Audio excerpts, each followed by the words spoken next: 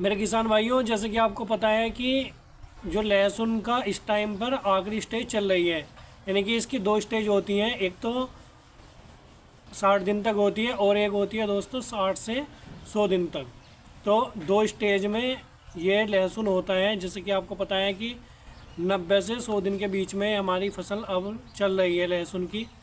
और हम किस तरह से अपने लहसुन को चमकदार बना सकते हैं और ज़्यादा जो उसका तना है वो मजबूत कर सकते हैं दोस्तों, और जिससे हमारा लहसुन झुलसे ना, और हम डबल मुनाफा कैसे लें, और 10 दिन में हम अपनी फसल को किस तरह से ग्रो कर सकते हैं, और किस तरह से जो हमारा लहसुन है वो फटे ना और चमकदार हो। इन सभी बातों पर आज चर्चा करेंगे मेरे किसान भाइयों। इस वीडियो पर बने रहिए और मैं आपसे विनती करता हूं कि मेरे इस चैनल को, फार्मिंग वाले चैनल को आप सपोर्ट करें मेरे किसान भाइयों। मैं क्योंकि आपके लिए अच्छी अच्छी वीडियोज़ लाता रहता हूं जो आपके लिए अच्छी जानकारी वाली होती हैं।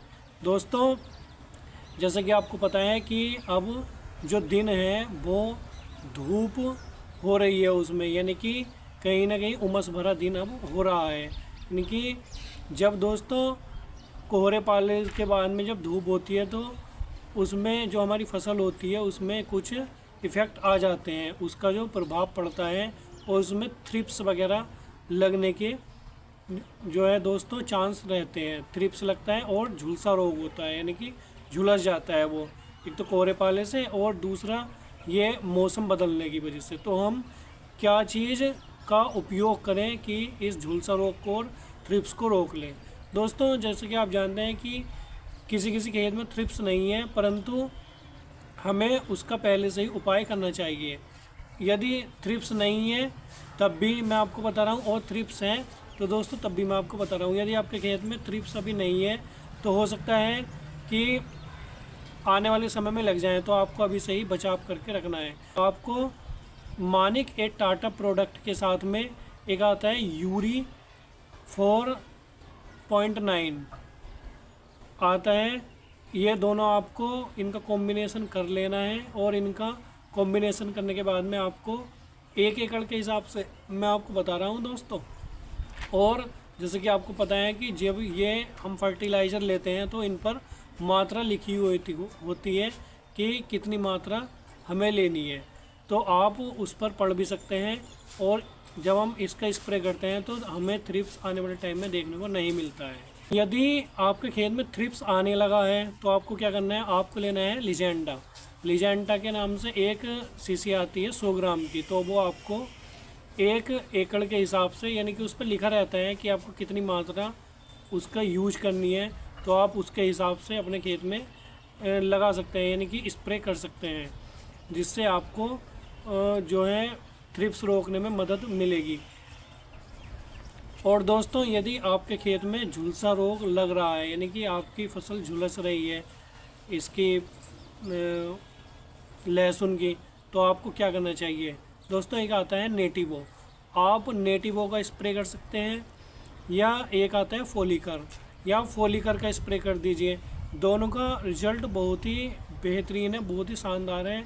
ये मैंने इसका यूज किया हुआ है तभी मैं आपको बता रहा हूँ। और दोस्तों, एक आता है यदि आपके खेत में कुछ ज़्यादा ही झुलसा रोग आ गया है, या आपकी फसल ज़्यादा ही जो है बेकार हो रही है, तो आपको क्या करना है, तो आपको उसकी डोज जो है बढ़ा देनी है ना।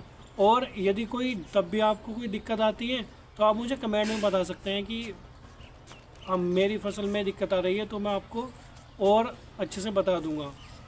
और दोस्तों, यदि आपके खेत में बहुत ही ज़्यादा झुलसा रोग आ रहा है तो एक आता है NPK 05234। तो मैंने आपको पहले ही बता दिया था कि 05234 का जो है कितना असर, यानी कि कितना अच्छा रिज़ल्ट हमें मिलता है, ये मैंने आपको बता दिया था पहली वीडियोज़ में ही, मैंने आपको बता रखा है। आपको क्या करना है, पहले तो उसे आपको ऊपर से स्प्रे नहीं करना है, क्योंकि दोस्तों इसका जो प्रभाव होता है बहुत ज़्यादा होता है NPK 05234 का, जिसमें 52 तो होता है फास्फोरस और 34 होता है पोटास। जो हमारे जो कंद होता है उसे मोटा करने के लिए पोटास की बहुत ज़्यादा भूमिका होती है, और फास्फोरस भी जो उससे लड़ता है, जो मौसम बदल रहा है हमारा, तो NPK को आपको क्या करना है, आपको करना है नीचे से स्प्रे, सॉरी नीचे से स्प्रे नहीं करना है, आपको नीचे नीचे पहले बिखेर देना है, या आपको पानी के आगे आगे, यानी कि जिसे आपको, जैसे आप सिंचाई करते हैं तो जो हमारी जैसे ड्रम वगैरह से अगर आप सिंचाई करते हैं तो उसकी टोटी खोल देनी और उसे आगे आगे आपको नीचे से बहा देना है, यानी कि ऊपर पत्ते तक नहीं जाना चाहिए। जो ये है NPK 05234, आपको आगे आगे ये बिखेरते रहना है नीचे नीचे, और पीछे से आपको सिंचाई करते रहना है। क्योंकि दोस्तों ये इतना गर्म होता है कि ये अगर आप सिंचाई नहीं करेंगे इसके तुरंत बाद तो ये आपकी फसल इसे सहन नहीं कर पाएगी। तो दोस्तों और इसके बाद जो आपको रिज़ल्ट मिलेगा ना, 8 से 10 दिन बाद आपको इतना अच्छा रिज़ल्ट देखने को मिलेगा कि आपकी फसल जो है वो बहुत ज़्यादा अच्छी हो जाएगी, और आपको ऐसा लगेगा कि मेरा जो कंद है वो बहुत ज़्यादा चमकदार होने लगा है।